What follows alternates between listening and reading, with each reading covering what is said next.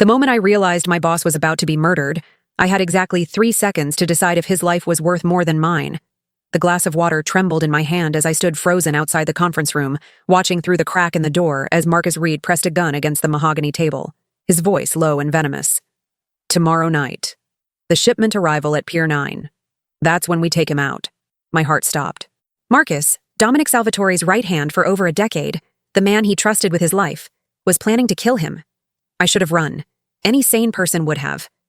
But 3 years of working for Dominic Salvatore had taught me that running from this world only made you prey. And despite everything I knew about him, every dark rumor whispered in Chicago's underground, every blood-stained deal I'd filed away in sealed folders, I couldn't let him walk into his own execution. The water glass slipped from my fingers, shattering against the marble floor. Everything happened in slow motion. 4 pairs of eyes snapped toward the doorway. Marcus's hand moved to his weapon, and I knew, with absolute certainty, that I was dead. Well, well. Marcus's smile was a serpent's promise. Little Emma Clark. Working late again, I see. My mouth went dry. I was just bringing Mr. Salvatore his water. He's still in his office, I should. How much did you hear? The question came from Vincent Russo, Marcus's cousin, a man whose reputation for cruelty made even hardened criminals nervous. Nothing. I didn't hear anything. I just got here. The lie tasted like copper on my tongue. Marcus stood slowly, his 6-foot frame unfolding like a blade. You're a terrible liar, sweetheart. Those pretty green eyes give you away every time. He was right. I'd never been good at deception. It's why Dominic had hired me in the first place, he'd said during my interview 3 years ago. Everyone in my world lies, Miss Clark. I need at least one person who can't. Now that honesty was going to get me killed. Marcus, please. My voice cracked. I won't say anything, I swear. I'll quit. I'll leave Chicago tonight. You'll never... Can't take that chance, honey. He pulled his gun from its holster. You understand. It's just business. Terror clawed up my throat, but beneath it, something else burned. Rage. 3 years of loyalty, of working 70-hour weeks, of keeping Dominic Salvatore's secrets and managing his empire from the shadows. And this was how it ended? Shot in a conference room by a traitor while the man I'd protected slept unaware in his office down the hall? No. If I was going to die tonight, Dominic would know the truth first. I ran. Grab her! Marcus's roar echoed through the empty halls of Salvatore Industries' executive floor. My heels clicked frantically against polished floors as I sprinted toward Dominic's office. 50 feet. 40. The heavy footsteps behind me gained ground. 30 feet. 20. A hand grabbed my hair, yanking me backward. I screamed, clawing at Vincent's arm as he dragged me away from salvation. His other hand clamped over my mouth, cutting off my air. Stupid bitch, he hissed in my ear. Should have kept walking. Marcus approached, gun raised. Make it quick. We still have planning to finish. This was it. 26 years old, and I'd die on the 63rd floor of a skyscraper. Another statistic in Chicago's underworld. Then Dominic's office door opened. Emma? Time stopped. Dominic Salvatore stood in his doorway, shirt unbuttoned at the collar, sleeves rolled to his elbows, dark hair slightly disheveled from running his hands through it, the way he did when reviewing difficult contracts. At 6'3", with shoulders that filled his custom Tom Ford suits and eyes like black ice, he was the most dangerous man in Chicago. And right now, with a gun pointed at his secretary's head, he looked like the devil himself. Let her go. Each word dropped like a stone into still water. Dom, listen, Marcus started. I said let her go, Marcus. Dominic's voice never rose. It didn't need to. The temperature in the hallway seemed to plummet. Vincent's grip loosened slightly. I gasped for air, my mind racing. This was my chance. My only chance. It's a trap! The words ripped from my throat. Tomorrow night, Pier 9, they're going to kill you! Everything exploded into chaos. Vincent threw me aside. My body hit the wall, pain exploding through my shoulder. Through blurred vision, I saw Dominic move with predatory speed, his own weapon appearing as if from nowhere. Marcus raised his gun. Stay quiet and don't move, Dominic commanded, his eyes never leaving Marcus as he positioned himself between me and the traitors. I pressed against the wall, my whole body shaking, watching the man I'd worked for transform into exactly what the newspapers called him, the Reaper of Chicago. You made a mistake, Marcus. Dominic's voice was silk over steel. You involved her. She heard too much. Marcus spat. What was I supposed to do? Walk away. Disappear. I might have let you live. Dominic's gun remained steady. But you put your hands on what's mine. What's mine? The words sent a shiver down my spine that had nothing to do with fear. She's just your secretary. Vincent laughed nervously. You going to war over a secretary? Dominic's smile was a beautiful, terrible thing. Emma Clark has kept my empire running for 3 years. She knows every deal, every contact, every secret. She's worth more than both of you combined, and you just tried to kill her in my building. The other 2 men in the room, whose names I didn't know, shifted uncomfortably. The alliance was fracturing before my eyes. Boss? One of them said carefully. We didn't know about the girl. Marcus said. I don't care what Marcus said. Dominic's attention never wavered. You have 10 seconds to make a choice, with me or against me. Both men dropped their weapons immediately, hands raised. With you, Mr. Salvatore. Always with you. That left Marcus and Vincent. It's over, Marcus, Dominic said quietly. Tell me who's backing you and I'll make it quick. Marcus's laugh was bitter. You think I'm afraid of dying? Victor Kane offered me everything you never did. Respect. Recognition. A seat at the real table instead of playing lapdog to the great Dominic Salvatore. Victor Kane. The name hit like a physical blow. Chicago's most ambitious crime lord, trying for years to take Dominic's territory. This wasn't just betrayal. This was war. Victor's dead man walking, Dominic said flatly. And so are you. What happened next took 3 seconds, but would replay in my mind forever. Marcus raised his gun toward Dominic. Vincent moved toward me. And Dominic, with the cold precision of a man who'd killed before, fired twice. Both men dropped. The gunshots echoed in the hallway, ringing in my ears as smoke curled from Dominic's weapon. My brain couldn't process what I'd just witnessed. 2 men, dead, bleeding on the expensive carpet, while my boss stood over them like an avenging angel. Clean this up, Dominic ordered the 2 remaining men. I want every piece of their operation exposed by morning. Find out who else is with Kane. And get surveillance footage from the past month. I want to know everyone they've talked to. Yes, sir. They moved immediately. Professional, efficient, unfazed by the bodies. Then Dominic turned to me. Those black eyes scanned me from head to toe, cataloging every injury, every mark. When they landed on my face, something shifted in his expression. Something almost human. Are you hurt? I couldn't speak. Couldn't move. Shock was setting in, making my limbs feel like lead. He crossed the distance between us in 3 strides, holstering his weapon. His hands, the same hands that had just killed 2 men, cupped my face with unexpected gentleness. Emma, look at me. His voice dropped lower, softer. Are you hurt? I don't... My teeth chattered. I don't know. His thumb brushed across my cheekbone and I realized I was crying. When had I started crying? You saved my life, he said quietly, those dangerous eyes searching mine. You could have run. Should have run. Why didn't you run? I couldn't let them... My voice broke. You trusted him. He was going to... And I just... Shh. His arms came around me, pulling me against his chest. The embrace was firm, protective, and completely wrong. This was Dominic Salvatore. I'd just watched him kill 2 men without hesitation. I should be terrified, but all I felt was safe. You're in shock, he murmured against my hair. It's going to hit you soon. When it does, you're going to want to scream, maybe throw up. That's normal? How do you know? The question came out muffled against his shirt. Because I remember my first time seeing someone die. His hand stroked down my back, soothing. I was 12. 12. God, what kind of life had he lived? Mr. Salvatore, what do you want me to do with... One of the men started. Not now. Dominic cut him off sharply. I'm taking Emma home. Handle everything. I want a full report by morning. Yes, sir. But sir, if Kane knows his plan failed, he'll come after her. Dominic's arms tightened around me. I know. Wait. What? I pulled back, looking up at him. What do you mean, come after me? His expression was grim. You heard their plans, Emma. You can identify their contacts, testify to the betrayal. Victor Kane doesn't leave loose ends. But I won't say anything. Panic clawed at my chest. I'll forget everything, You think Kane will believe that? Dominic's jaw clenched. No, you're a target now, which means you need protection. I'll hire security, I'll move, You'll come with me. It wasn't a request. My penthouse has better security than the Pentagon. You'll stay there until this is resolved. You can't just kidnap me. Something dark flickered in his eyes. I'm not kidnapping you, Emma. I'm saving your life. Again. Unless you'd prefer to go home to your apartment in Lincoln Park, where any of Kane's men could be waiting. He was right. I knew he was right. But the thought of staying in Dominic Salvatore's penthouse, of being under his complete control. How long? I whispered. As long as it takes. His hand came back to my face, tilting my chin up. I protect what's mine, Emma. And after tonight, whether you like it or not, you're mine to protect. There it was again. That possessive claim. that dangerous promise in his eyes. I should have been afraid. Instead, as he led me toward the private elevator, his hand on the small of my back, all I felt was the terrifying realization that part of me didn't want to leave.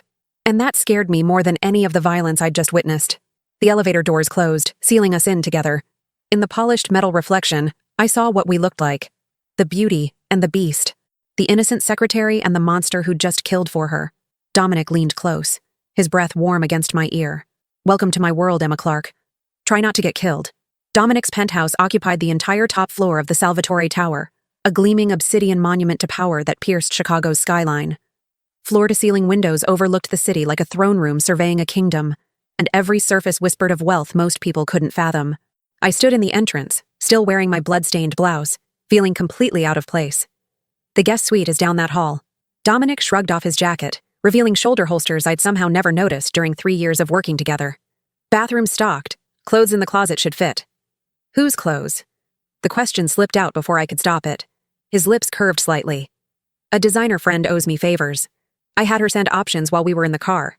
Size 6, correct?" He knew my dress size. Of course he did. Dominic Salvatore knew everything about everyone in his orbit. It was how he stayed alive. "Thank you," I managed, hating how small my voice sounded. "Get cleaned up, then we talk." He headed toward what I assumed was his office, already pulling out his phone. Business as usual, as if he hadn't just executed 2 men an hour ago. The guest suite was larger than my entire apartment. Marble bathroom, king-sized bed with sheets that probably cost more than my monthly rent, and a walk-in closet filled with designer labels still bearing price tags that made my stomach drop. $15,000 for a dress. Casual wear. I peeled off my ruined clothes with shaking hands and stepped into the shower, letting scalding water wash away the blood spatter I'd only just noticed on my arms. But it couldn't wash away the memories. Marcus's eyes as he fell. The sound of gunfire.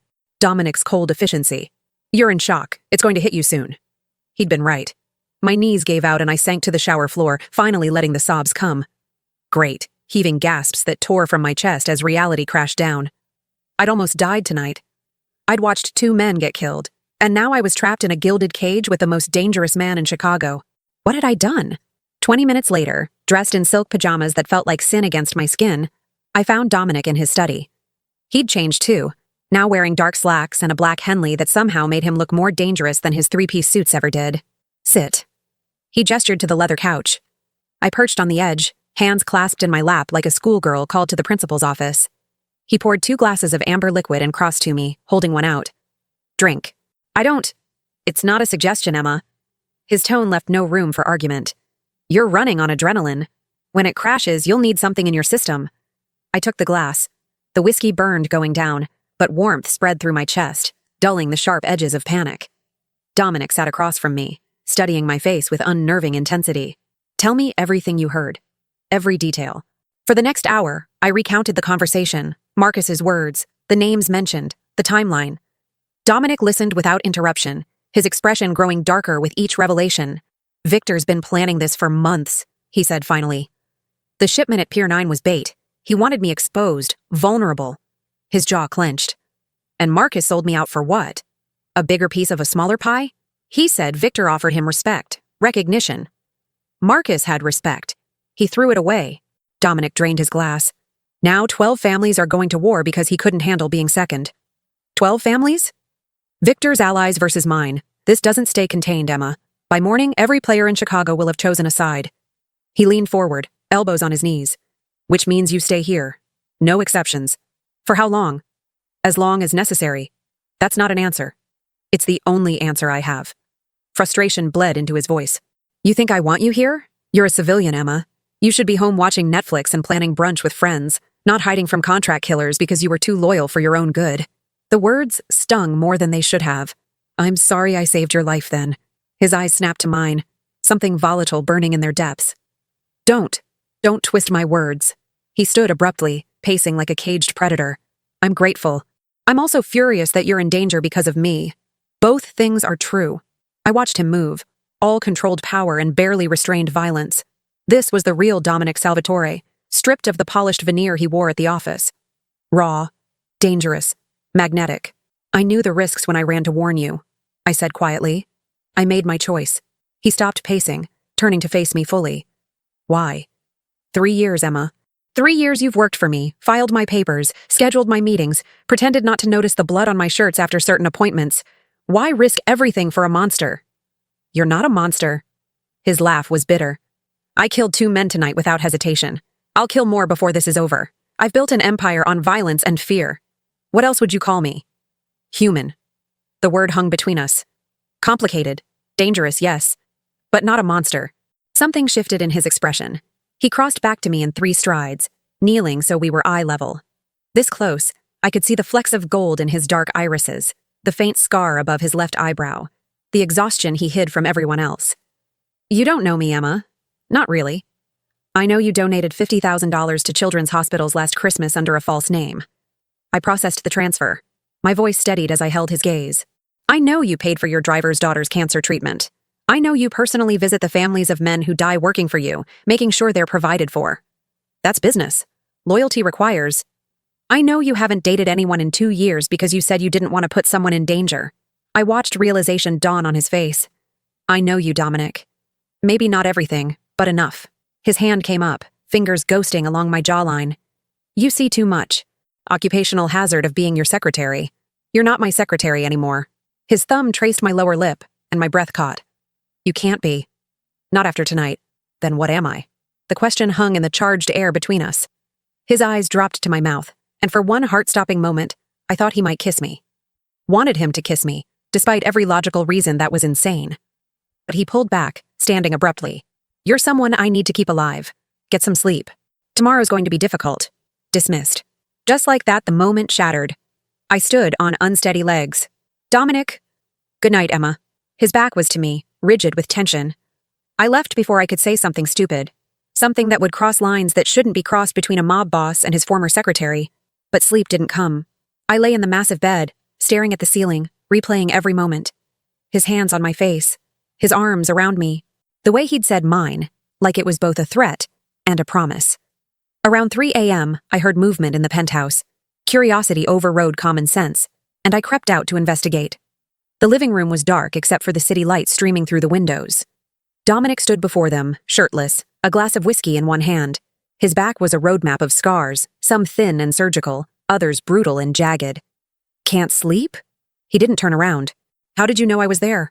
I always know where you are. He took a drink. It's 3 a.m, Emma. Go back to bed. Instead, I moved closer. What happened to your back? Lessons. From a father who thought pain built character. His voice was flat, emotionless. He was half right. It built something. My fingers itched to trace those scars, to offer comfort I had no right to give. I'm sorry. Don't be. He's dead. I made sure of that. The casual admission should have horrified me. Instead, all I felt was sadness for the boy who'd been hurt badly enough to become this. You said you were 12, when you first saw someone die. My mother. He finally turned, and the rawness in his expression stole my breath. My father killed her in front of me, to teach me that love was weakness.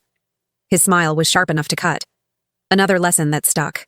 Before I could think better of it, I closed the distance between us and wrapped my arms around him. He stiffened, every muscle going rigid. What are you doing? Something someone should have done when you were 12. I held on tighter. You didn't deserve that. Any of it. For a long moment, he didn't move. Then his arms came around me, pulling me flush against him. His heart thundered against my ear, betraying the emotion his voice never would. You're going to ruin me, he whispered into my hair. Or save you. His chest rumbled with dark laughter.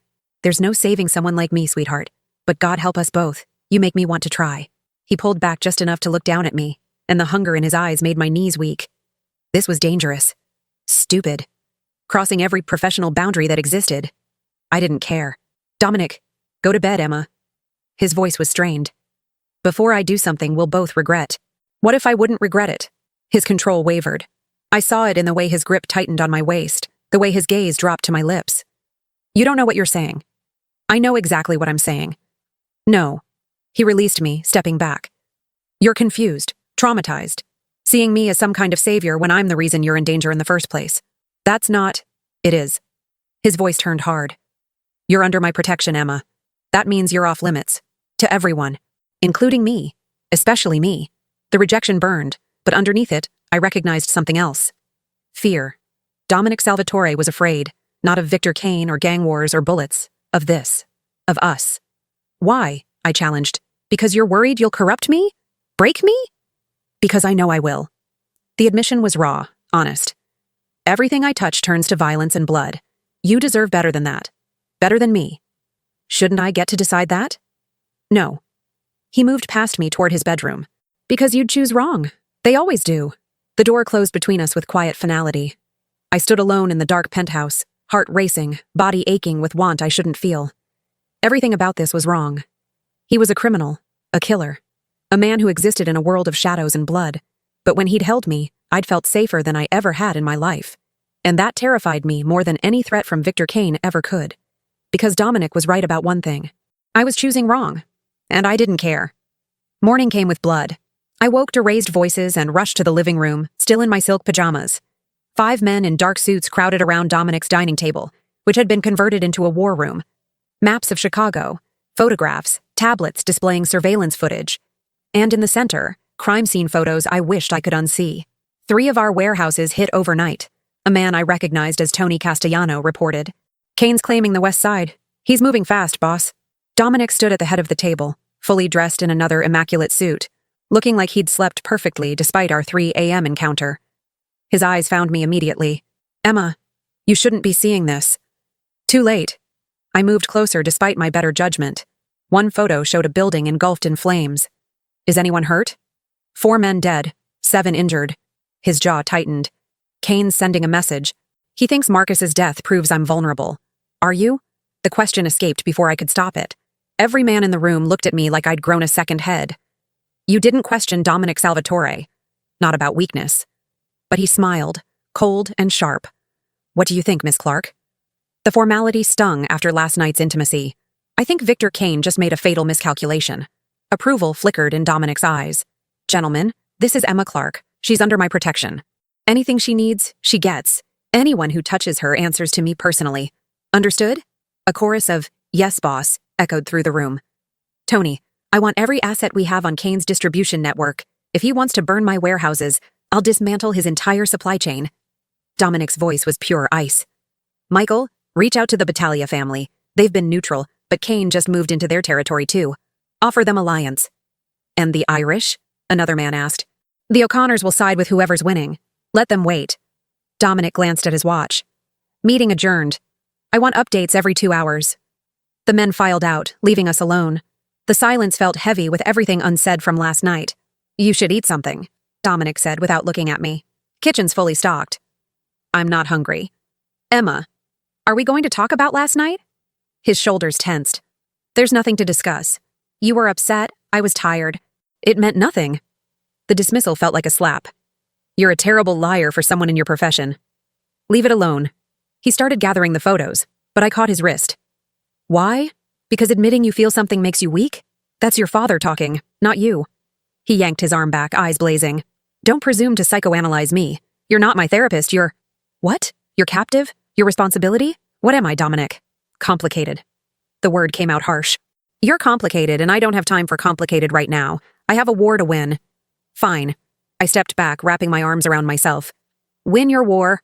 I'll just be here, locked in your tower like some damsel in a fairy tale. That's not fair. None of this is fair. My voice rose despite my attempt at control. You're right. I should be home planning brunch, living my boring, safe life.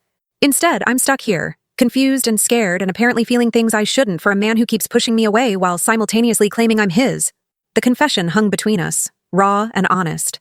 Dominic stared at me, something warring behind his carefully controlled expression. Then his phone buzzed, shattering the moment. He answered, his face going hard.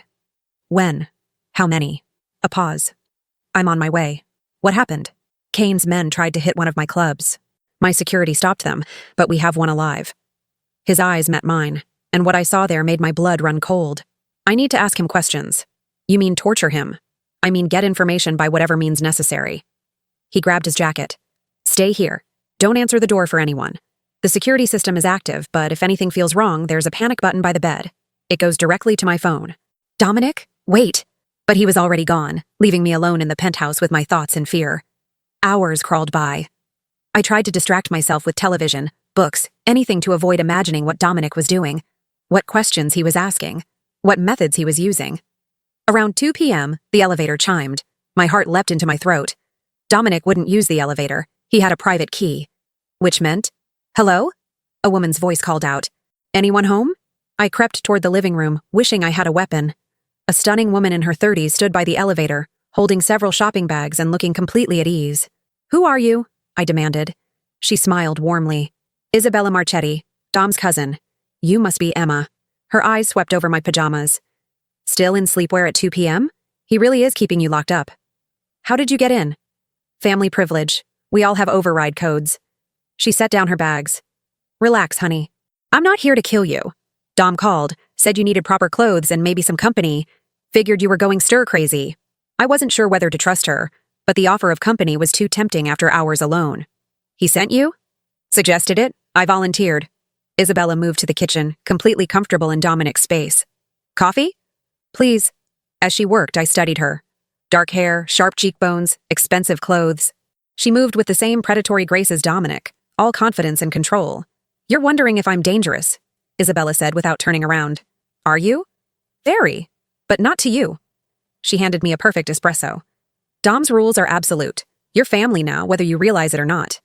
"I'm not family. I'm just the woman who saved his life and is now living in his penthouse wearing silk pajamas he personally selected?" Isabella's smile was knowing. "Sure. Just a secretary."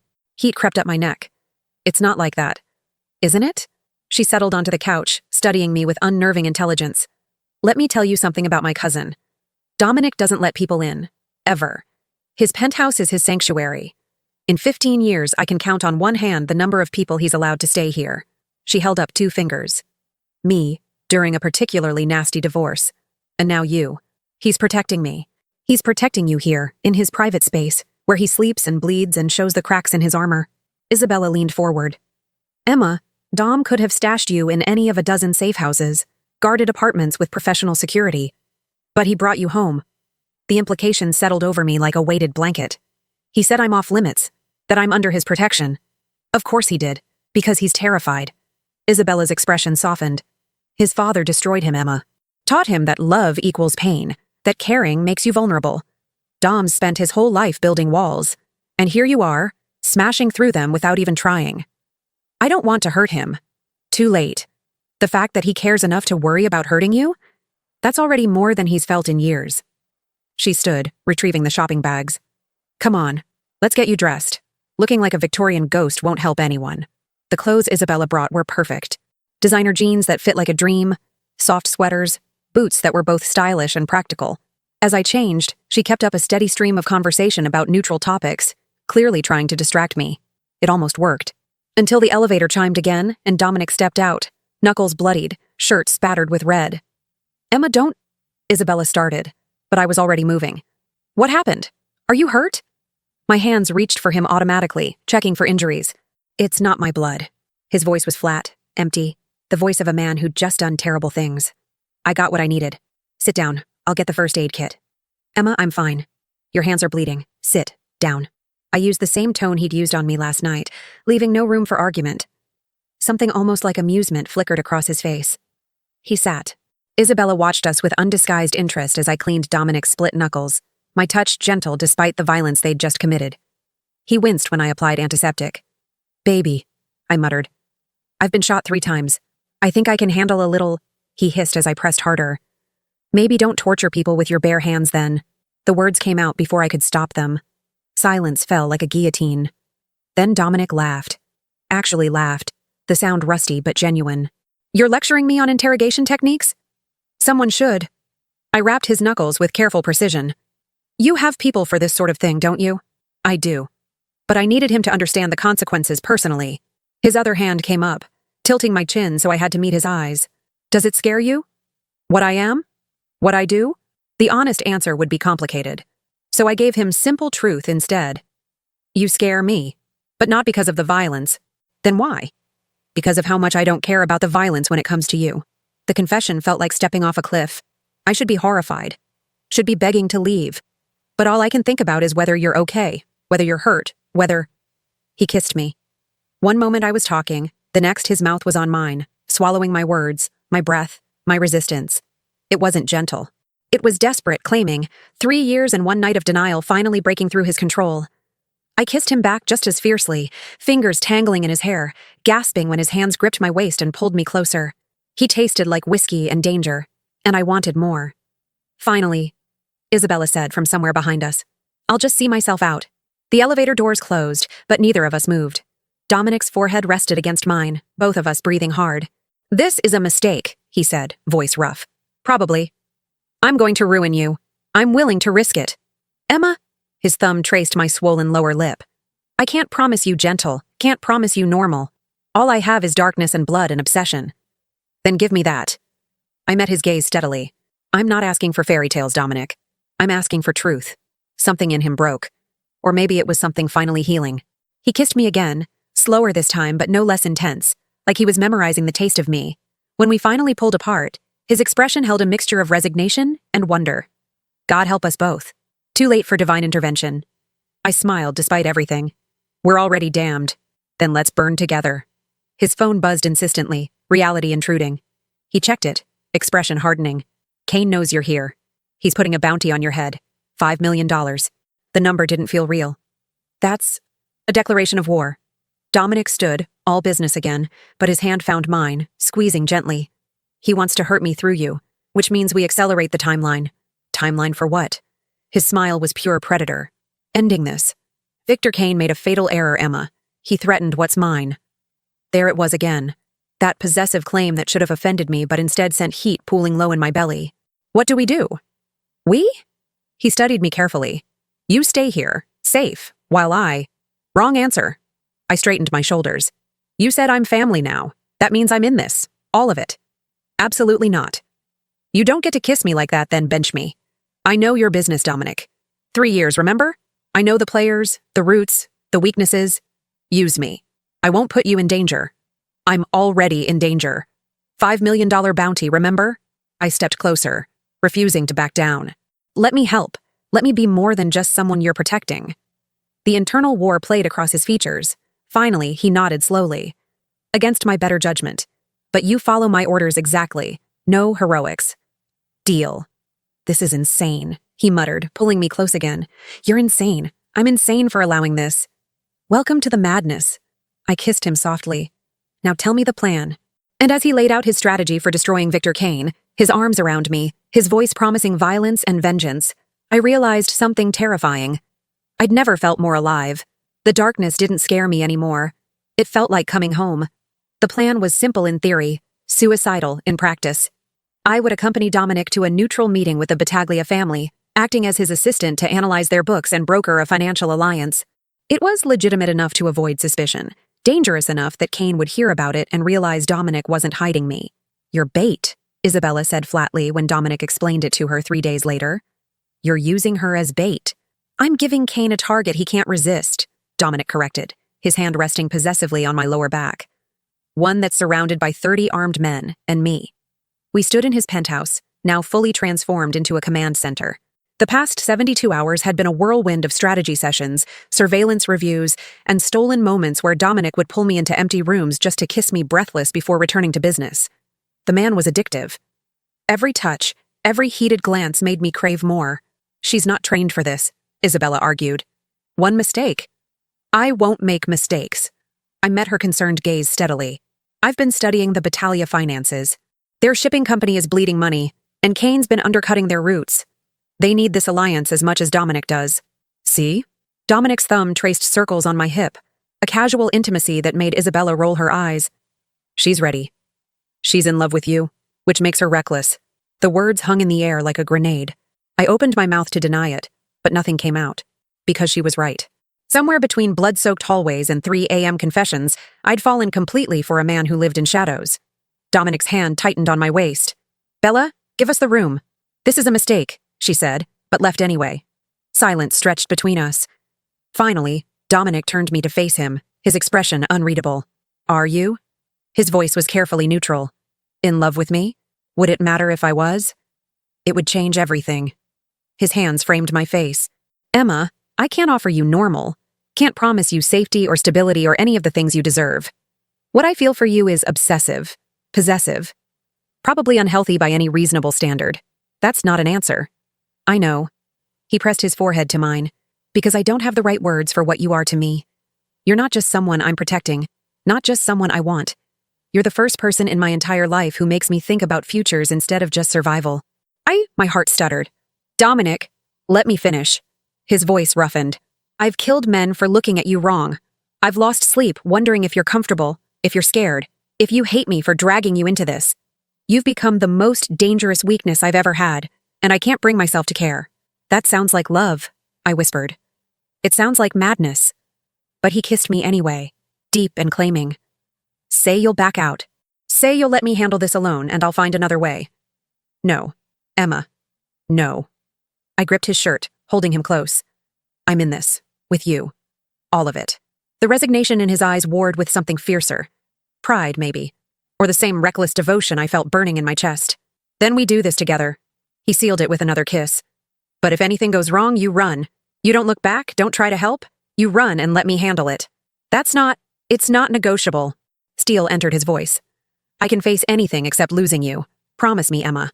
The raw vulnerability in his demand broke something in me. This was the truth beneath the monster everyone feared. A man terrified of caring, because everyone he'd ever loved had been ripped away. I promise, I lied. Because we both knew if it came down to his life or mine, I'd make the same choice he would. We'd burn together, or not at all. The meeting was set for Friday night at Battaglia's restaurant in Little Italy. I spent the intervening days memorizing files, running scenarios with Tony, and trying not to think about the $5 million target on my head. Thursday night, I couldn't sleep. Around midnight, I found Dominic in his home gym, shirtless and brutal as he punished a heavy bag. Sweat gleamed on his scarred back, muscles coiling with each strike. I watched from the doorway, mesmerized by the violence and grace. Can't sleep? He didn't stop hitting. Too much adrenaline. I stepped inside. Teach me something. That got his attention. He turned, chest heaving. Teach you what? Self-defense. How to fight. I moved closer. You said I need to be ready. Make me ready. Something dark flashed in his eyes. You sure about that? Yes. He prowled toward me, predatory and focused. Rule 1, fight dirty. There's no honor in survival. His hand shot out, gripping my wrist. Someone grabs you like this, what do? Pull away? Wrong. He yanked me against him. You step in, get close, take away their leverage. His free hand guided my elbow up sharply. Then you strike. Eyes, throat, groin. Whatever you can reach. We moved through scenarios, his body guiding mine, his voice low and instructive. But the lesson gradually transformed into something else. His hands lingered. My breathing quickened for reasons that had nothing to do with exertion. What if they pin you? His question was rough as he maneuvered me against the wall, his body caging mine. The words died as his hips pressed forward. You fight, Emma. But he wasn't teaching anymore. His mouth found my neck, teeth grazing sensitive skin. You fight until you can't anymore. And if I don't want to fight? My hands slid up his sweat-dampened chest. He pulled back, eyes blazing. We shouldn't. Not tonight. Not when I'm like this. Like what? Violent, keyed up. I'll be too rough. Maybe that's what I need. The admission felt dangerous and freeing. Stop trying to protect me from yourself, Dominic. I'm not fragile. The last thread of his control snapped. He kissed me hard enough to bruise, hands gripping my thighs as he lifted me. My legs wrapped around his waist instinctively as he carried me not to a bedroom, but right there, against the wall, desperate and claiming. This wasn't gentle or sweet. It was raw need, and 3 years of denial finally combusting. He marked me with his mouth while I gasped his name, nails raking down his back, both of us too far gone for anything resembling restraint. Afterward, collapsed together on the gym floor, his arms around me like I might disappear. He whispered against my hair. I love you. The words were so quiet I almost missed them. What? He raised his head, eyes fierce. I love you. Obsessively. Completely. In ways that probably aren't healthy, but I don't care anymore. His thumb traced my swollen lips. You're mine, Emma Clark. In every way that matters. Joy and terror warred in my chest. I love you too. I know. His smile was pure arrogance. You're terrible at hiding it. I smacked his shoulder, laughing despite everything. Cocky bastard. You're cocky bastard. He kissed me again, softer this time. Forever, if you'll have me. Is that a proposal? It's a warning. His expression turned serious. Because after tomorrow, if we survive, I'm never letting you go. You'll be stuck with me, with this life, no escape. Good. I met his gaze steadily. I don't want escape. I want you. We stayed tangled together on the floor until dawn, talking about futures that seemed impossible and perfect in equal measure. He told me about the legitimate businesses he'd been building, preparing for a day when he could step back from the violence. I told him about dreams I'd abandoned, thinking they were unrealistic. "After this is over," he murmured, "we'll make them real. All of them." I believed him. I shouldn't have. Friday arrived with unseasonable cold. I dressed carefully in the designer suit Isabella had selected, navy blue that said professional, but with a skirt that was just short enough to be distracting. Dominic wore all black, looking every inch the dangerous prince of Chicago's underworld. "Remember," he said in the car, surrounded by armed guards, "you're there to analyze numbers, nothing else. If anything feels wrong, I run. I know." I squeezed his hand. "It's going to be fine." The restaurant was elegant, old-world Italian with murals and chandeliers. Battaglia's men flanked the entrance, tense but professional. Inside, the patriarch himself waited, 70 years old with sharp eyes that missed nothing. Salvatore. They shook hands warily. "And this must be the famous Miss Clark." "Mr. Battaglia," I extended my hand. "Thank you for meeting with us." Beautiful and polite. His smile didn't reach his eyes. "Let's hope you're also competent. My accountant has the books ready." The next 2 hours were tense negotiations and financial analysis. I caught inconsistencies that supported our position, pointed out areas where Dominic's resources could shore up their weaknesses. Gradually, Battaglia warmed to the proposal. Everything was going perfectly. Too perfectly. The realization hit me the same moment Dominic's phone buzzed. He checked it, face going white. "What?" I asked quietly. Kane hit the penthouse. His voice was barely controlled fury. Isabella was there. My blood turned to ice. "Is she alive? Hurt, but alive?" He stood abruptly. "Battaglia, we'll need to continue this later." "Of course." But the old man's expression was calculating. "Although, Salvatore, you might want to hear what I know about Kane's next move." We both froze. "You knew," Dominic said softly, dangerously. "You knew he'd hit tonight." "I knew he'd try something. Didn't know what." Battaglia leaned back. "Sit down, both of you. Let's talk about what it costs to learn where Kane's really hiding." The betrayal shouldn't have surprised me. In this world, everyone had an angle. "Name your price," Dominic bid out. 40% of the Western Territory, and his eyes landed on me. "Your secretary." Time stopped. "Excuse me?" My voice came from somewhere far away. "Not permanently." Battaglia smiled. "Just for tonight. My grandson's been quite taken with your beauty. A dinner, perhaps more, in exchange for Kane's location." Dominic moved so fast I barely saw it. One moment he was sitting, the next his gun was pressed to Battaglia's temple. "Try that again," he whispered. "See what happens." The room erupted. Battaglia's guards drew weapons. Our men responded in kind, 30 guns aimed in a dozen directions. And I sat frozen, realizing this whole thing had been a trap, not Kane's trap, Battaglia's. "Dominic." I kept my voice steady. "Don't. He disrespected you. He's testing you." I stood slowly. "This is what Kane wanted. Us fractured. You making mistakes." I turned to Battaglia. "The answer is no. But I appreciate you showing your true character so clearly." Something like respect flickered in the old man's eyes. "You've got fire. Shame. The Western Territory deal stands," I continued, ignoring my pounding heart. "But you give us Kane's location. In exchange, we forget this insult happened and don't burn your restaurant down." Battaglia laughed. "Salvatore, you'd better marry this one. She's got bigger balls than most of my men." "Already planning on it." Dominic hadn't lowered his gun. "But if you ever speak about her like that again, I'll kill you slow." "Fair enough." Battaglia gestured, and his men lowered their weapons. "Kane's holed up in a warehouse in Gary, Indiana, old steel mill. Figured you'd never look outside Chicago." The information clicked into place. "That's why the supply disruptions," I said. "He's been running everything from Indiana." "Smart girl." Battaglia stood. "We have a deal, Salvatore. But next time, leave the secretary at home. She's too dangerous." Outside, Dominic pulled me into his arms, shaking. I almost killed him. I almost started a war over me. I held him tight. "I know. But we got what we needed." "I can't do this." His confession was raw. "Can't use you like this. Can't risk you." "Emma, seeing him look at you like that, suggest that you—" He broke off, jaw clenched. "I want to go back in there and put a bullet in his brain." "But you won't, because I'm safe, and we have Kane's location." I pulled back to meet his fierce gaze. "We're okay, Dominic." "We're not." His hands framed my face. "Because I just realized I'd burn the entire world down for you. Every alliance, every careful plan, all of it means nothing if you're at risk. Then let's end this." I kissed him hard. "Tonight.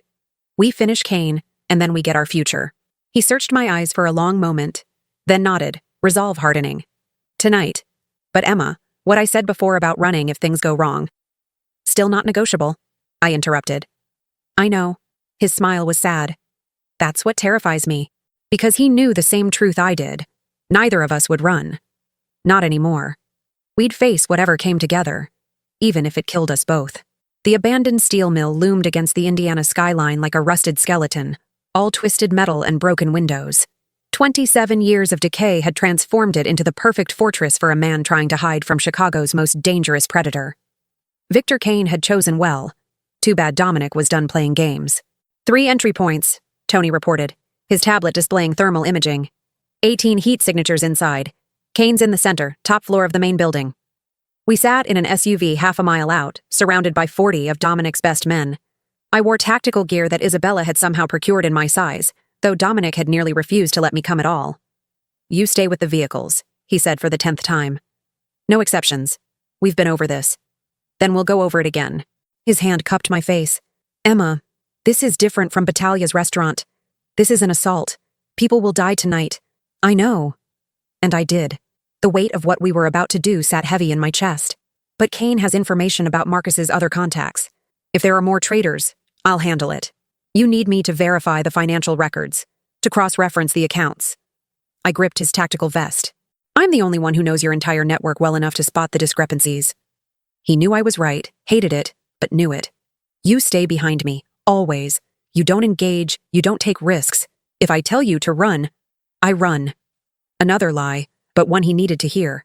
His kiss was fierce, desperate, like he was trying to memorize the taste of me. When this is over, I'm locking you in the penthouse for a week and not letting you out of bed. Promise? I tried to lighten the moment. Emma, his voice cracked slightly. I love you. If something happens to me, nothing's going to happen. If it does, he continued, Isabella has instructions. Bank accounts in your name, properties, everything you'd need. You'll be protected. The finality in his words terrified me. Dominic, stop. We're both walking out of here. I hope you're right. He kissed my forehead. Stay close to me. Trust no one else. The assault team moved out in coordinated silence. I followed Dominic, flanked by 4 guards whose only job was keeping me alive. The mill smelled of rust and decay, every shadow potentially hiding enemies. Gunfire erupted from the east entrance. Tony's team, creating a distraction. We moved through the west side, clearing rooms with brutal efficiency. 3 of Kane's men went down before they even knew we were there. Professional, surgical, terrifying. We climbed corroded stairs to the 3rd floor, where thermal imaging showed Kane's position. The industrial space had been converted into makeshift offices, computers, and filing cabinets, incongruous against rotted walls. Clear, one of Dominic's men called out. Too easy. This was too easy. It's a trap, I said suddenly. Dominic's eyes met mine, recognition dawning. Fall back! Explosions rocked the building. The floor beneath us buckled. I fell, hands grabbing at nothing as the world became fire and noise and chaos. Strong arms caught me, Dominic's body covering mine as debris rained down. When the dust cleared, we were separated from the rest of his team, trapped on a partially collapsed floor with no exit visible. Emma, Dominic checked me frantically. Are you hurt? I'm okay. But my ears rang and blood trickled from a cut above my eye. The others, alive, I can hear them calling out. His radio crackled with damage reports. The explosions had been strategic, separating his forces but not killing them. Kane wants me isolated. Then he's about to get his wish. Slow applause echoed through the space. Victor Kane emerged from the shadows, flanked by 6 heavily armed men. He was younger than I'd expected, maybe 40, with the kind of handsome that belonged in corporate boardrooms, not criminal empires. Salvatore. His smile was poisonous. Thank you for coming. Saved me the trouble of hunting you down. Dominic pushed me behind him, gun raised. Battaglia sold you out. Thought you should know. Battaglia told me exactly what I paid him to tell you. Kane's expression was smug. That location, the thermal imaging, all of it. You walked right into my trap. My blood turned to ice. We'd been played from the start. Why? I asked before I could stop myself. Kane's attention shifted to me, and the hunger in his gaze made my skin crawl. Ah, the famous secretary. Emma Clark, the woman worth $5 million. Worth even more than that, apparently, considering Salvatore was stupid enough to bring you to a war zone. She's off limits, Dominic growled. Everything's off limits until it isn't. Kane signaled his men. Here's how this works. You drop your weapon, surrender, and I make your death quick. She gets to live. In my bed, but alive. Go to hell. Expected that answer. Kane sighed dramatically. The hard way it is. What happened next moved in slow motion and lightning fast simultaneously. Dominic fired, taking out 2 of Kane's men instantly. Return fire forced us behind a concrete pillar. Bullets ricocheted off metal, deafening in the enclosed space. Cover me, Dominic commanded, reloading. With what? I don't have a gun. He pressed his backup piece into my hands, the metal cold and heavy. Point and shoot. Don't think, just react.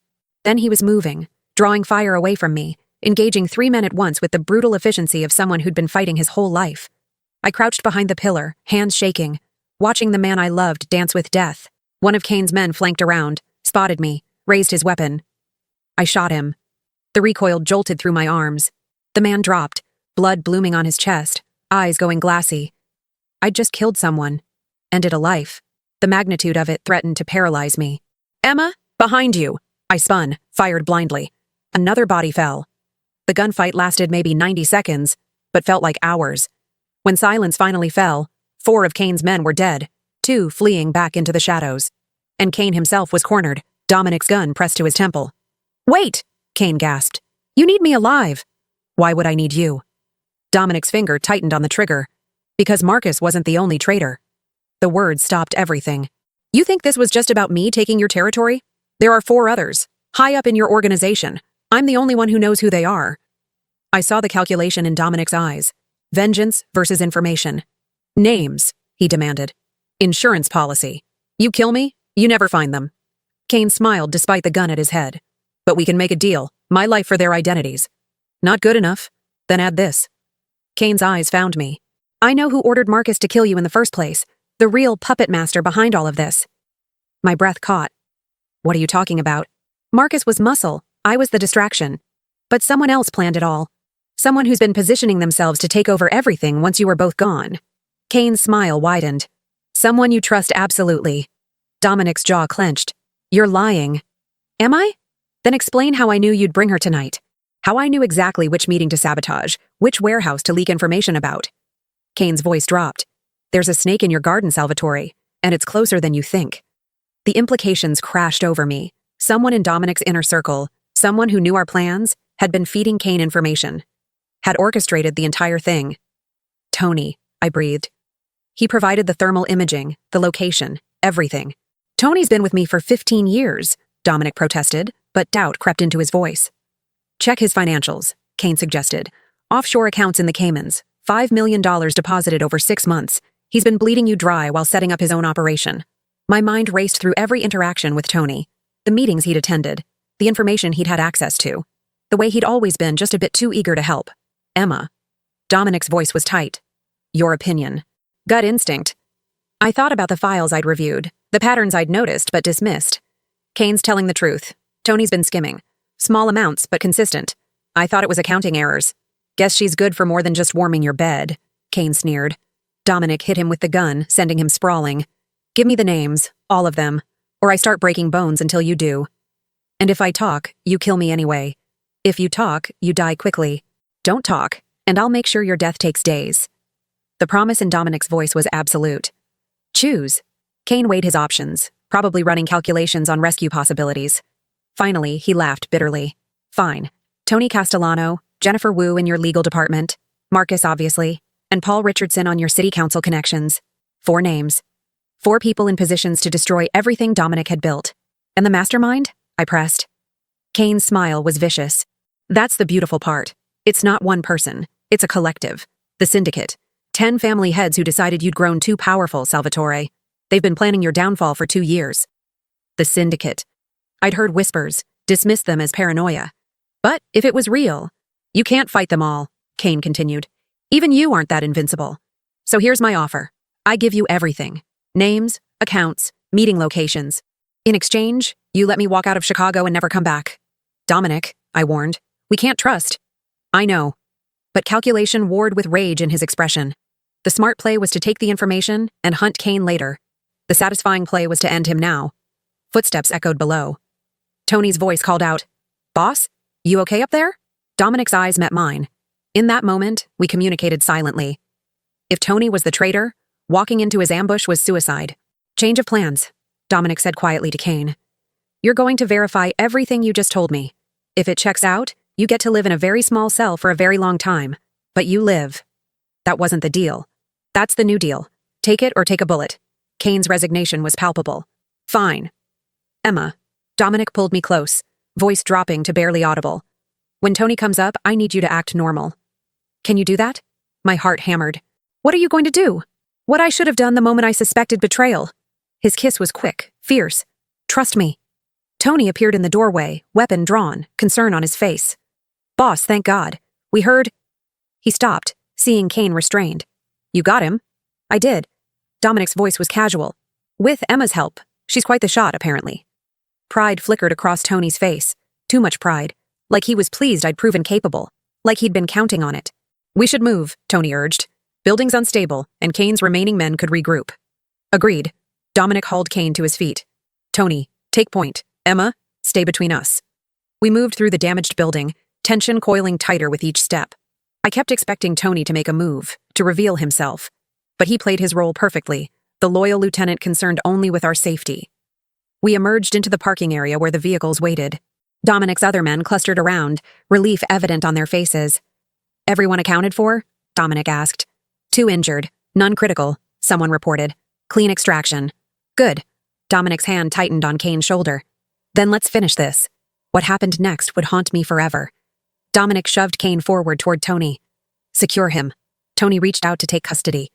And in that moment of distraction, Dominic drew and fired. The bullet took Tony in the knee, dropping him instantly. Screams erupted from the assembled men, weapons raised in confusion. Stand down, Dominic roared. Tony Castellano is a traitor. He's been working with Kane and the syndicate to destroy us from inside. That's insane, Tony gasped through pain. Boss, I've been loyal. Loyal? Dominic's laugh was hollow. 5 million in offshore accounts says otherwise. Along with encrypted communications to Kane detailing our every move, he looked at his shocked men. Anyone else involved, speak now. This is your only chance. Silence. Then Jennifer Wu, the lawyer, bolted. She made it 10 feet before Dominic's shot took her down. Anyone else? His voice promised death. No one moved. Good. He turned back to Tony, who stared up at him with hatred now plain on his face. You were like a brother to me. I trusted you with everything. You treated me like a servant, Tony spat. 15 years of doing your dirty work, and for what? Scraps from your table while you lived like a king? So you betrayed me for money? Dominic's expression was carved from stone. Not ideology, not principle, just greed. And her. Tony's eyes found me, venomous. 3 years you obsessed over your perfect secretary, never seeing what was right in front of you. I've been building my own empire while you played office romance. The admission struck like a physical blow. All of it. Marcus's betrayal, Kane's war, the syndicate's involvement, because Tony had felt overlooked. Where's Paul Richardson? I asked, finding my voice. Tony smiled through his pain. Gone. Probably in Mexico by now. He was always the smart one. We'll find him, Dominic said quietly. Then to his men. Take Castellano and Kane to the facility. I want everything they know extracted. I don't care how you get it. Boss, Tony started. You don't get to call me that anymore. Dominic turned away. Get them out of my sight. As they dragged Tony away, still protesting, still making excuses, I stood frozen.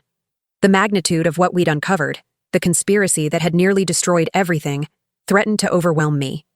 Dominic pulled me into his arms and I realized I was shaking. It's over, he murmured. We won. Did we? I pulled back to meet his eyes. The syndicate is still out there. Paul Richardson escaped. Who knows how many others? We'll handle them, one by one if necessary. His thumb wiped blood from my temple. But tonight we survived. That's what matters. I killed people, I whispered. 2 men. I pulled the trigger and... You survived. He cut me off firmly. You protected yourself, protected me. There's no shame in that. But there was weight. Heaviness that settled into my bones, changing something fundamental about who I was. I'd crossed a line tonight. Several of them. And there was no going back. Take me home, I said softly. Please, just take me home. He kissed my forehead, my cheeks, my lips. Always. On the drive back to Chicago, wrapped in Dominic's arms while Isabella drove and his remaining men followed in a convoy, I tried to process everything. The betrayal, the violence, the conspiracy that had nearly destroyed us. But all I could think about was the look in Tony's eyes before they took him away. Pure, corrosive hatred. and the terrifying knowledge that somewhere out there, 9 other family heads were plotting Dominic's destruction. The war wasn't over. It had just begun. The interrogation of Tony and Kane yielded everything we needed. Names, locations, bank accounts, meeting schedules. The syndicate wasn't as invisible as they'd believed.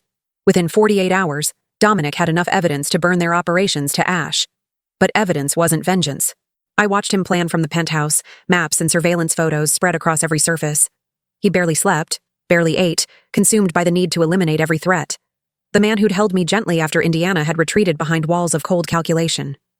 "You need to rest," I said on the 3rd night, finding him still awake at 4 a.m. "I'll rest when it's finished." He didn't look up from the financial records I'd compiled. Paul Richardson surfaced in Cabo. "I'm sending a team." "Dominic? The Moretti family is meeting Thursday in Detroit. That's when we strike. You're going to kill them all." It wasn't a question. Finally, he looked at me. Exhaustion bruised the skin under his eyes, but beneath it burned something feral. "Every single one who conspired against us." "Yes. And then what? Another family rises up, starts the cycle again? Then I'll handle them too." He stood, pacing like a caged wolf. "This ends, Emma. Permanently. I'm done playing defense." I recognized the spiral he was in. Trauma response, Isabella had called it when I'd asked her advice. The fear of losing control manifesting as ruthless offensive action. "Come to bed," I said softly, approaching him. "Please, just for a few hours." "I can't. Every moment I waste, they're planning. They're scrambling. You've frozen their accounts, exposed their operations, turned their allies. They're terrified of you." I touched his face, feeling the tension in his jaw. "But if you burn yourself out, you'll make mistakes. And mistakes get people killed." The truth of it registered. He leaned into my touch, some of the rigidity leaving his shoulders. "I can't lose you. Can't risk you again. If they'd gotten to you in Indiana. But they didn't. I'm here, safe." I pulled him toward the bedroom. "Let me take care of you for once." He resisted for a moment, then followed. In the bedroom, I made him sit while I undressed him carefully, noting new bruises from training sessions he'd pushed too hard. When he was down to his boxers, I guided him to lie down. "Emma, I'm not tired." "Shh." I climbed in beside him, pulling his head to my chest. "Just close your eyes. 5 minutes." He was asleep in 3, exhaustion finally claiming him. I held him through the night, feeling his heartbeat gradually slow, his breathing even out. Even in sleep, his arm stayed locked around me. Possessive, protective. This beautiful, broken man who'd killed for me, would die for me, but struggled to simply be vulnerable with me. When dawn broke, he stirred slowly. For a moment, confusion crossed his features, then realization. "You let me sleep. 8 hours. You needed it." I brushed hair from his forehead. "Feel better?" "I feel..." He considered. "Human. Almost forgot what that felt like." "You are human, Dominic. Monster, yes, but human too." I kissed him softly. "Now eat something before you return to planning world domination." His laugh was rusty but genuine. Over breakfast, the tension in him had eased slightly. He still reviewed files, but without the manic intensity. "I've been thinking," he said around his 3rd cup of coffee.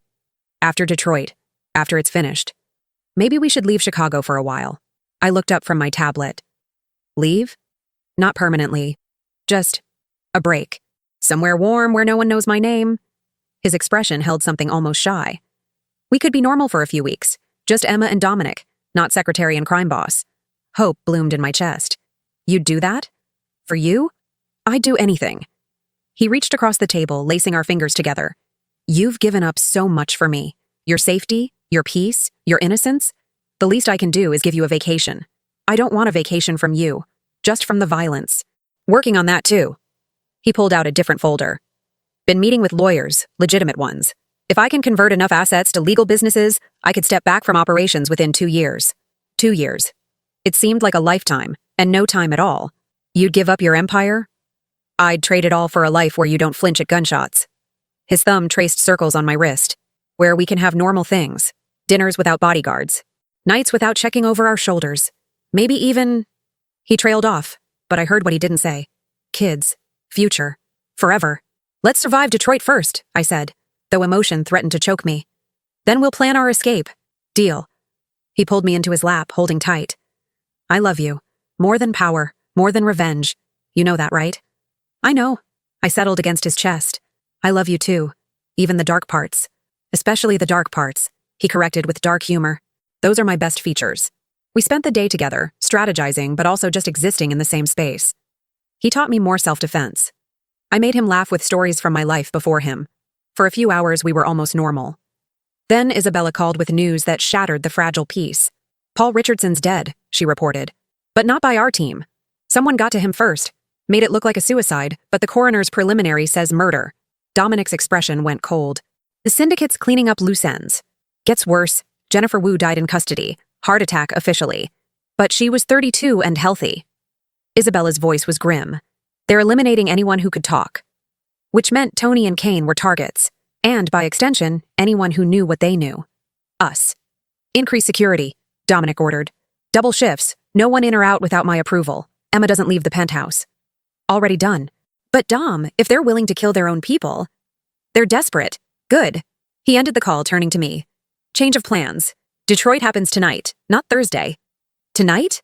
My stomach dropped. We're not ready. We're as ready as we'll ever be. They know we're coming eventually. Surprise is our only advantage. He was already moving, pulling on tactical gear. You stay here with Isabella and 6 guards. No. I stood, following him. If this is the endgame, I'm coming with you. Absolutely not. Dominic, listen to me. I grabbed his arm, forcing him to face me. They're targeting anyone with knowledge of their operations. I've been analyzing their finances for days. If something happens to you, and I'm the only one who knows where the evidence is, then Isabella gets it. Isabella doesn't know the intricacies. Doesn't know which accounts are shells, which assets are fronts. I held his gaze. You need me there to verify identities, to ensure you're hitting the right targets. Otherwise, you could start a war with innocent families. He wanted to argue. I saw it in the clench of his jaw, the fire in his eyes. But logic won out. You stay in the vehicle. You don't enter the building. If anything goes wrong, I run, I know. This time, I meant it. Because I was terrified. The drive to Detroit took 4 hours. Dominic spent it on the phone, coordinating teams, confirming intelligence. I reviewed files until my eyes burned, memorizing faces, names, connections. The Moretti family compound sat on 10 acres outside the city, a sprawling estate that screamed old money. 15 high-ranking members of the syndicate would be inside for their emergency meeting. 15 people who'd conspired to destroy the man I loved. Remember the plan, Dominic said as we approached. My team secures the perimeter, moves in fast. You stay here with Marco and Vince. Doors locked, engine running. Anything suspicious, you drive away and don't look back. He kissed me hard, desperate, like he thought it might be the last time. Come back to me, I whispered against his lips. Always. Then he was gone, disappearing into the darkness with 20 armed men. Minutes ticked by like hours. I watched through the vehicle's darkened windows as Dominic's team breached the compound. Gunfire erupted immediately, muzzle flashes lighting up the night. Marco and Vince tensed but held position, their attention split between me and the chaos ahead. Then everything went wrong. Explosions rocked the compound, much larger than flashbangs. The main house erupted in flames, fire belching from blown-out windows. No. The word ripped from my throat. No. Miss Clark, we need to go, Marco urged. Now. Dominic's in there. I reached for the door handle. Vince grabbed my arm. Boss's orders. I never heard the rest. Glass shattered as bullets tore through the windshield. Marco slumped forward, blood blooming across his chest. Vince returned fire, screaming into his radio. Through the chaos, I saw them. 6 men in tactical gear, moving toward us with precision. Not Dominic's men. Syndicate reinforcements. Get down! Vince shoved me to the floor as more bullets punched through metal. The vehicle's armor held, but barely. We're pinned, Vince shouted into his radio. Vehicle 3, need immediate. He cut off as a bullet found the gap in his door. He fell across me, heavy and still. I was alone. 2 dead guards, attackers closing in, and somewhere in that burning building, Dominic was either fighting or dying. The passenger door wrenched open. Hands grabbed me, dragging me from the vehicle despite my struggles. I screamed, fought, remembering everything Dominic had taught me. Kicked one attacker in the groin, clawed at another's eyes. Then something hard cracked against my skull, and the world went sideways. I came to zip-tied in the back of a van, head throbbing, vision blurred. 2 men sat across from me, weapons ready. She's awake, one reported into a phone. Yeah, we got her. Salvatore's still inside last we saw. Building's coming down. Terror crystallized into icy clarity. They had me. Dominic was trapped in a collapsing inferno. And I had one chance to escape before they took me somewhere I'd never be found. The van hit a pothole. Both guards lurched. I threw myself sideways, slamming into the door latch with my shoulder. It gave, and I tumbled out onto the moving pavement.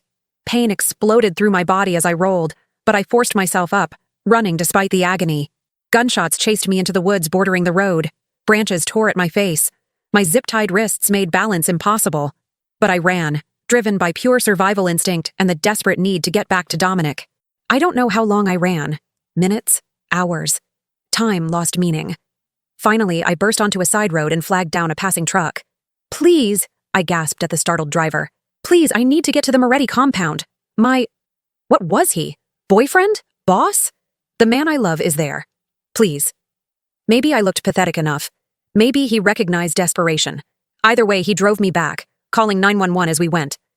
The compound was a war zone. Fire trucks battled the blaze. Ambulances loaded wounded. Bodies lay under sheets. And through it all, I searched frantically for one familiar face. "Emma!" I spun. Dominic emerged from behind an ambulance, covered in soot and blood, but alive. Alive.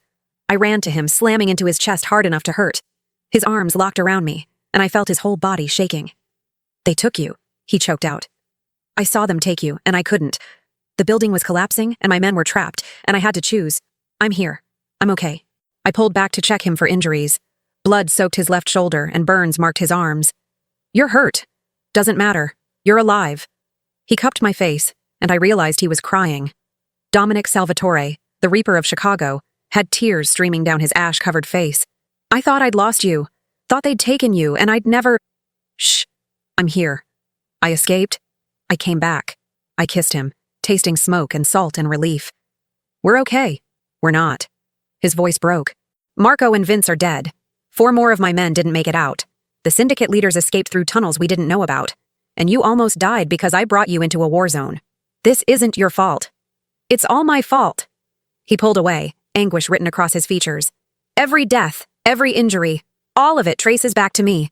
To my pride, my need for control, your protection of what you love," I interrupted firmly. "Dominic, yes, people died. That's horrible and tragic, and we'll mourn them. But you also saved twice that number tonight. You exposed the syndicate, dismantled their operations, proved they're not invincible. At what cost?" He gestured to the burning compound. "How many more have to die before I'm satisfied?" "None." I took his hands, ignoring the blood. "This ends tonight. Not with more killing, but with you choosing something different. Choosing us. Choosing life." He stared at me, war raging behind his eyes. Then, slowly, he nodded. Okay. I'm done. After tonight, I'm out." His voice strengthened with conviction. "I'll maintain enough presence to keep the peace, but the day-to-day operations, the violence, all of it, someone else can have it." "You mean that?" "I nearly lost you tonight because I was too stubborn to walk away." He pulled me close again. "I won't make that mistake twice. You're more important than any empire, than any revenge."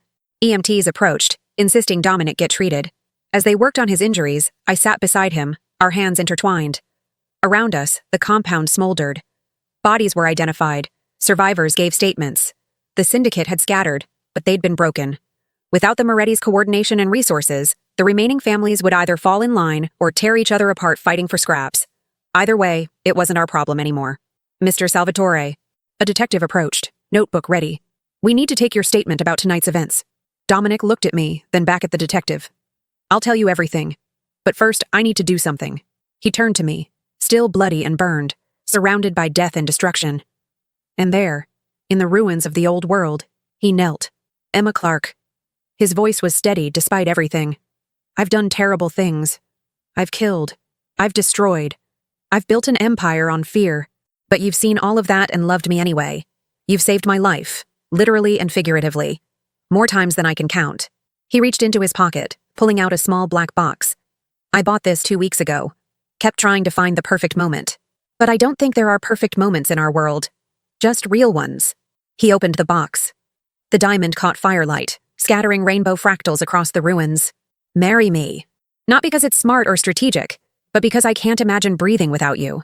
Because you're the only good thing in my entire life. Because I love you more than I thought I was capable of loving anything." Through tears and soot and exhaustion, I laughed. "You're proposing at a crime scene? Is that a no?" "It's a yes, you insane, beautiful idiot." I pulled him up and kissed him hard. "Yes, 1,000 times yes." The diamond slid onto my finger, perfect and permanent. Around us, his men who'd survived cheered. The EMTs clapped. Even the detective cracked a smile. And in the ruins of everything Dominic had built, We began to build something new, something that might actually last. 6 months later, I stood in front of floor-to-ceiling mirrors, barely recognizing the woman staring back. The wedding gown was custom Vera Wang, ivory silk that flowed like water, with delicate lace across the bodice that somehow made me look both innocent and sensual. My hair was swept up in an elegant twist, diamond earrings, Dominic's gift, catching the afternoon light. "You look stunning," Isabella said, adjusting my veil. "Though I still think you're crazy for marrying him." "Probably." I smiled at her reflection. But it's too late to back out now. The past 6 months had been a whirlwind of change. Dominic had kept his word, stepping back from active operations. He'd promoted competent lieutenants, established councils to handle disputes, transformed his empire from a dictatorship into something resembling legitimate business. It wasn't perfect.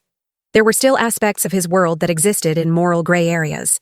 But the overt violence, the constant warfare, the blood-soaked nights, those had ended. Well, mostly ended. There'd been challenges. 3 rival families tested the new structure, thinking Dominic's semi-retirement meant weakness. They'd learned otherwise, but instead of killing them, Dominic had outmaneuvered them financially, legally, strategically, proving that true power didn't require bullets. He'd also made good on his promise of conversion. The clubs, restaurants, real estate holdings, even the construction company, all now operated above board. Money laundering operations had been shut down. Drug distribution networks sold off to organizations Dominic no longer controlled. Chicago's underworld whispered that he'd gone soft. Let them whisper. We were building something better. 5 minutes, the wedding planner called through the door. My stomach fluttered. We'd opted for a small ceremony, just 75 guests, all family or close associates. No press, no spectacle. Just us, making promises we actually intended to keep. "Ready?" Isabella offered her arm. More than I've ever been for anything. The venue was a historic mansion outside the city, all marble columns and manicured gardens. As I walked down the aisle on Isabella's arm, my father being 5 years gone, I saw the gathered guests. Dominic's remaining trusted men, a few distant relatives, friends I'd kept from my old life, now carefully integrated into my new one. And at the altar, watching me with an expression that stole my breath, Dominic. He wore a custom Tom Ford tuxedo, black on black, looking every inch the dangerous prince who'd claimed my heart. But his eyes, those dark eyes that had once been so cold, now burned with warmth, meant only for me. When I reached him, he took my hands, and I felt him trembling slightly. "Hi," I whispered. "Hi." His smile was almost shy. "You're the most beautiful thing I've ever seen." The ceremony was traditional with personal touches. We'd written our own vows, much to the officiant's surprise. "Emma," Dominic's voice carried across the silent room. 3 years ago, you walked into my life as my secretary. Competent, professional, completely off limits. I told myself you were just another employee. But you were never just anything." His thumb traced across my knuckles. "You saw through every wall I'd built. You challenged me, infuriated me, made me want to be someone worthy of you. You saved my life, not just physically, but in every way that matters. I was existing before you. Now I'm living." His voice thickened with emotion.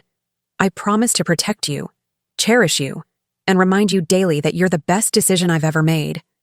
I promise to be honest, even when it's hard. To choose us over everything else. To build a life where you never regret choosing me." He slipped the wedding band onto my finger. "I'm yours, Emma Clark. For better or worse, in darkness and light, forever." I had to blink back tears to read my own vows.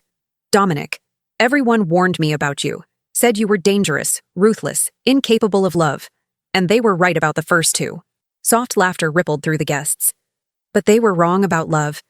You've shown me more devotion, more genuine care than I ever thought possible. Yes, you're a monster sometimes, but you're my monster."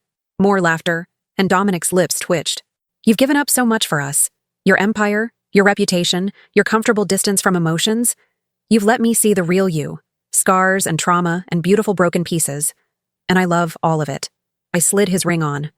"I promise to stand beside you, not behind you, to challenge you when you're wrong and support you when you're right, to be your partner in building something better than what came before. I'm yours, Dominic Salvatore, in this life and whatever comes after." "By the power vested in me," the officiant said, "I now pronounce you husband and wife. You may kiss your bride." Dominic didn't wait for permission. He pulled me against him and kissed me like we were the only 2 people in the world. Deep, claiming, full of promise. The guests erupted in applause, but I barely heard them. I was married, to a former mob boss, who loved me enough to change his entire world. The reception flowed with champagne and laughter. We'd hired a live band, and Dominic held me close for our first dance to a jazz rendition of At Last. Happy? He murmured against my ear. Deliriously, I looked up at him. Any regrets? Only that I didn't do this sooner. He spun me gently. I wasted 3 years being professional when I could have been doing this. Probably for the best. I would have been terrible at my job if we'd been involved. True. You're distracting enough in business suits. His hand slid lower on my back. This dress might actually kill me. Good thing I plan to take it off later. His eyes darkened. Don't tempt me to leave our own reception early. Would that be so bad? Emma. His voice held warning. We have 75 guests expecting dinner and cake. Fine. I sighed dramatically. But immediately after cake cutting, we're leaving. Deal. He sealed it with a kiss that made several guests whistle. Dinner was magnificent. Speeches ranged from heartfelt to hilarious. Isabella told embarrassing stories about Dominic as a child. One of my college friends recounted how I'd sworn I'd never date anyone in finance, let alone organized crime, making everyone laugh. As the evening progressed, I noticed Dominic watching me with increasing intensity. When we finally cut the cake, he whispered, "Car's waiting. We haven't done the bouquet toss. Don't care." He grabbed my hand. "I need you alone, now." We made a laughing exit through a shower of rose petals, diving into the waiting limousine. The moment the door closed, Dominic pulled me onto his lap, kissing me with barely restrained hunger. "Do you know," he said between kisses, "how hard it's been keeping my hands to myself all day? You haven't kept your hands to yourself. You've touched me constantly. Appropriate touches. When what I want is to strip this gorgeous dress off you and remind you exactly who you belong to." Heat pooled low in my belly. "We have a 40-minute drive to the hotel." Not to the hotel. His smile was wicked. Somewhere else. The limousine drove for 20 minutes before stopping. When Dominic led me out, I gasped. We stood in front of a private jet, stairs lowered, waiting. "What is this?" "Your honeymoon." He guided me toward the plane. 2 weeks in Santorini. Private villa, no security except the perimeter. Just you and me in the ocean. "Dominic, we can't just leave." "Already arranged. Isabella's handling everything. The businesses practically run themselves now anyway." He pulled me close. "I promised you normal, Emma. This is me delivering." The jet's interior was luxurious. Leather seats, full bar, and in the back, a bedroom suite. "You're insane," I said, but I was smiling. "About you?" "Absolutely." He poured champagne as the plane taxied. "To Mrs. Salvatore." "To us." I clinked my glass against his. "To futures and second chances." We toasted, drank, and barely made it to the bedroom before the need became overwhelming. Dominic undressed me with reverent care. Each revealed inch of skin worshipped with his hands and mouth. "Mine," he whispered against my collarbone. "Always mine." "Yours," I agreed, working his tuxedo jacket off. "Always yours." What followed was intense, passionate, a claiming that went beyond physical. We made love at 30,000 feet while the jet carried us toward our future, and every touch felt like a promise renewed. Afterward, wrapped in his arms beneath silk sheets, I traced the scars on his chest. "Do you think we'll make it? Long term?" "We've survived assassination attempts, conspiracies, and your terrible coffee-making skills." His chest rumbled with laughter. "I think we can handle marriage." "My coffee isn't that bad. It's actually worse than you think." He kissed the top of my head. "But I'll drink it anyway because you make it. That's true love right there." "No." His voice turned serious. "True love is you seeing every dark part of me and choosing to stay. Everything else is just details." I propped myself up to look at him. "Do you miss it? The power, the control, the empire?" He considered. "Sometimes. But then I remember what it cost. The constant vigilance, the inability to trust anyone, the violence that became routine. I don't miss that person I had to be." His hand cupped my face. "This version, the one who gets to wake up next to you every morning? He's better. Not better, just different." "Better," he insisted. "Because of you." We stayed in bed until the pilot announced our descent into Athens. Santorini was everything promised. Whitewashed buildings cascading down volcanic cliffs, azure water stretching to infinity, and a private villa where no one knew or cared about Dominic Salvatore's reputation. For 2 weeks, we existed in a bubble, swimming in the ocean, exploring ancient ruins, eating at local tavernas where we were just another couple in love. Dominic relaxed in ways I'd never seen, the constant tension leaving his shoulders, his smiles coming easier. On our last night, we sat on the villa's terrace watching the sunset paint the sky in shades of orange and pink. "I don't want to go back," I admitted. "We don't have to. Not really." He pulled out his phone, showing me listings. "Been looking at properties. We could split time. 6 months in Chicago, 6 months here, or somewhere similar. You'd really do that? I'd live anywhere if it meant you kept looking at me the way you are right now. He set the phone aside. Emma, I meant what I said. You're more important than the Empire ever was. If you want a completely normal life, we can make that happen. I thought about it. The appeal of walking away completely, leaving Chicago and everything it represented behind. But that wasn't what I wanted either. I like our life, I said finally. The legitimate businesses, the reduced violence, you actually sleeping through the night. I like that you're transforming something dark into something with potential. I took his hand. I don't need completely normal, Dominic. I just need us to keep choosing each other. Every day, he promised. For the rest of our lives. We flew back to Chicago, rested and reconnected. The city skyline greeting us felt less like a return to danger and more like coming home. The penthouse had been redecorated while we were gone, Isabella's doing. Softer colors, comfortable furniture, photographs from our wedding displayed prominently. It looked like a home now, not a fortress. She's got good taste, I admitted. She's terrifying is what she is. But Dominic smiled. Left us a welcome home dinner in the kitchen and 3 bottles of wine. We settled back into routine. Dominic went to the office, but only 40 hours a week. I'd taken a position managing the legitimate holdings finances, using my skills without the constant threat of violence. We had dinners with Isabella, movie nights at home, arguments about whose turn it was to do laundry. Normal things. 3 months after the wedding, I found myself staring at a positive pregnancy test, heart racing. We hadn't been trying, but we hadn't been preventing either. Dominic had mentioned wanting children once things settled. But this felt too soon, too fast. Emma? He found me in the bathroom, concern creasing his features. What's wrong? I held up the test wordlessly. His expression cycled through shock, fear, then pure joy. You're pregnant? Apparently. My voice shook. I know it's fast, and we haven't really discussed timing, and with everything still settling, he kissed me quiet. When he pulled back, tears shone in his eyes. This is the best news, the absolute best news. Really? You're not scared? Terrified, he admitted. I have no idea how to be a father. My only example was a monster who destroyed everything he touched. But with you? He placed his hand over my still flat stomach. We'll figure it out together. Relief and joy flooded through me. We're having a baby. We're having a baby. He laughed, the sound full of wonder. God, Emma, a year ago I was a man waiting to die.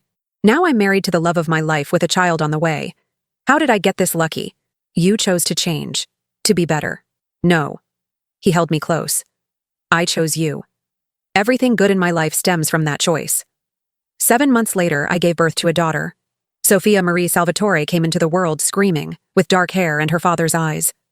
Dominic held her with shaking hands, this tiny person we'd created, and I watched him fall completely in love.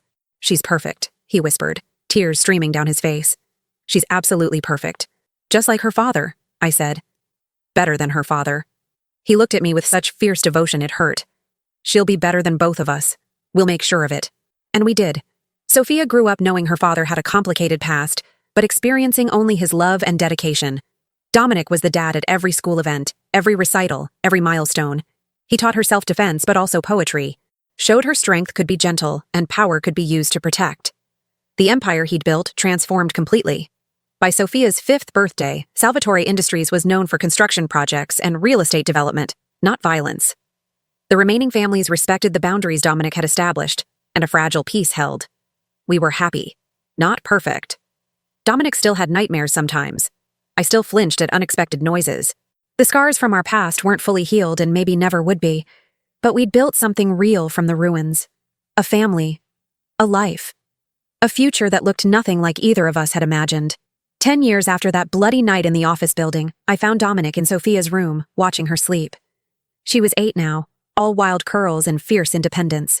She has your courage, he said softly as I joined him. And your stubbornness. He smiled, pulling me close. Think we're doing okay, as parents? I think we're doing amazing. I leaned into him. She's loved, safe, happy.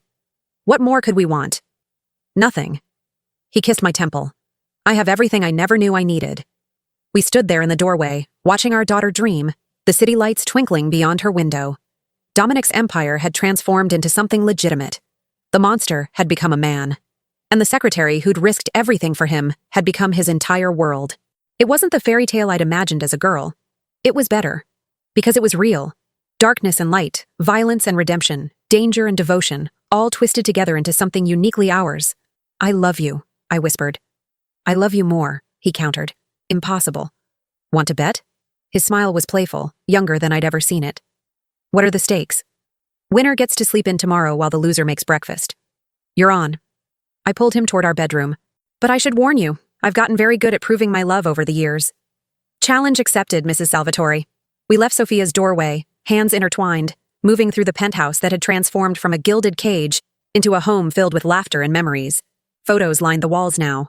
Our wedding, Sophia's first steps, family vacations to Greece where we'd return each anniversary, birthday parties and quiet moments and everything in between. In our bedroom, Dominic pulled me close, swaying gently despite the absence of music. What are you doing? I laughed softly. Dancing with my wife. Is that allowed? Always. I rested my head against his chest, hearing the steady rhythm of his heart. The same heart that had been so carefully guarded when we'd met.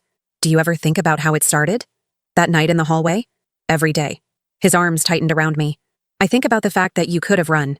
Should have run. But you chose to save me instead. Best decision I ever made. Second best, he corrected.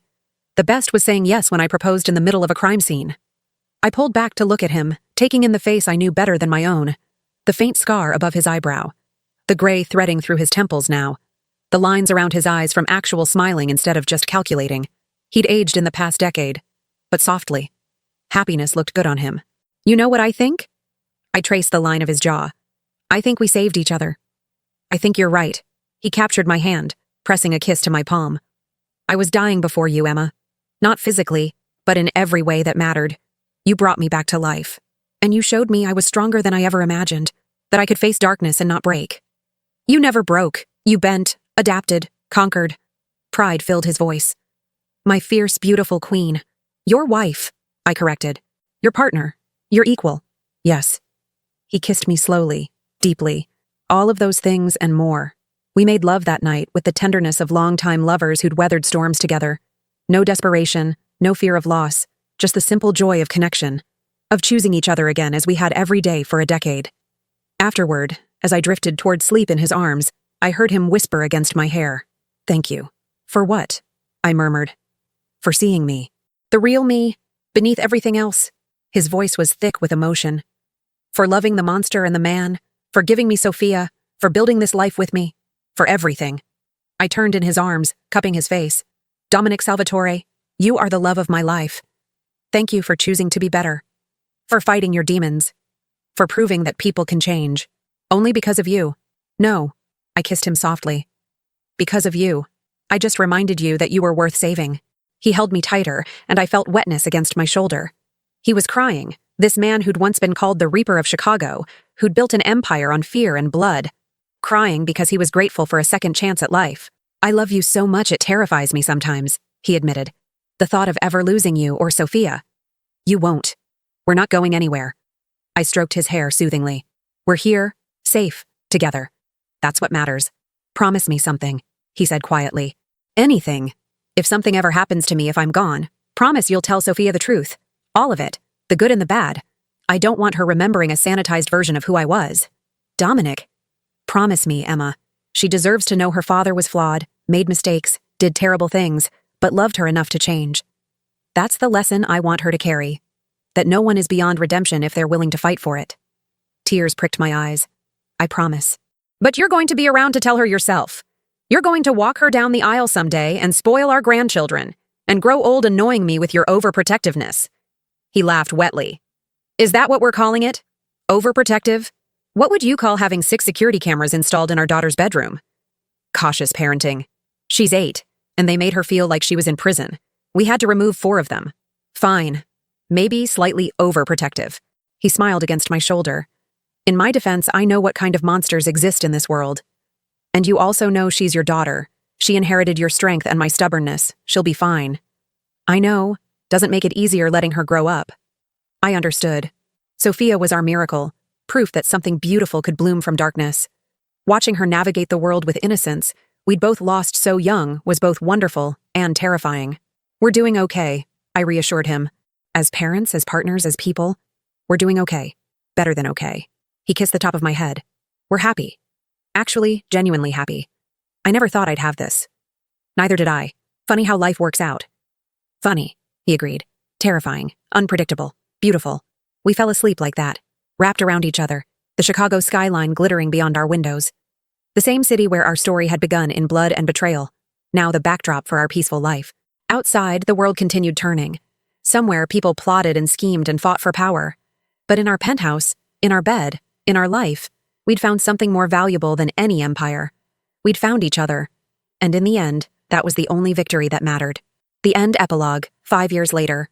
"Mom! Dad! You're going to be late!" Sophia's voice carried through the penthouse as Dominic and I rushed to get ready. 13 years old now, she'd inherited her father's commanding presence and my organizational skills, making her a force to be reckoned with. "We're coming," I called back, struggling with my earring. "Here." Dominic took over, his fingers deft despite their size. "You're nervous." "It's a big night." Tonight was the grand opening of the Salvatore Community Center, a project we'd spent 2 years building. Free after-school programs, job training, counseling services. Everything Dominic never had growing up, now available to kids who needed it most. His way of balancing the scales. "It's going to be perfect," he assured me, "just like everything else you organize." "We organize. This was your vision." "Our vision." He kissed my cheek. "Everything good in my life is ours, Emma. When are you going to accept that?" Sophia appeared in the doorway, stunning in her dress. "Are we doing this or not?" "Because Uncle Tony said he's already there and people are asking questions." Tony Ricci, not to be confused with our former betrayer, had become Dominic's right hand 3 years ago. Young, ambitious, but honorable. The kind of man Dominic could actually trust. "We're ready." Dominic offered me his arm. "Shall we, Mrs. Salvatore?" "Always, Mr. Salvatore." The community center was packed. Media, local politicians, families from the neighborhood, and representatives from the various charities we'd partnered with. As Dominic gave his speech about second chances and giving back, I watched Sophia's face glow with pride. She knew her father's history now. We'd told her the truth on her 12th birthday, wanting her to understand before she heard it from someone else. She'd been quiet for days, processing, then came to us with questions we answered honestly. "You killed people?" she'd asked Dominic directly. "Yes." "Do you regret it?" He'd thought carefully. "I regret the person I had to become to survive. But I don't regret protecting what I love or defending those who couldn't defend themselves. Violence was wrong. The reasons behind it were more complicated." She'd nodded slowly. "Are you still dangerous?" "Yes. But I choose every day not to be. That's the difference." She'd hugged him fiercely. "I'm glad you chose Mom. And me. And this." Now, watching him dedicate a building to helping others, I saw that choice reflected in every word. After the ceremony, as we mingled with guests, Isabella pulled me aside. "He's come a long way," she said, watching Dominic crouch down to talk to a shy child. "We both have. You know, I never thought he'd actually do it. Step back, go legitimate, become..." She gestured at the scene. "Domestic. He's still Dominic, still dangerous when he needs to be. But happy. That's what I never expected." She squeezed my hand. "You did that, Emma. You gave him something to live for instead of just survive for. He gave me the same thing." As the evening wound down and we drove home as a family, Sophia chattering about the kids she'd met, Dominic's hand found mine in the darkness. No words needed. Just the simple acknowledgement that we'd made it. Through betrayal and blood, through fear and fury, through darkness so complete we'd nearly lost ourselves. But we'd found our way to light, together, and that made all the difference.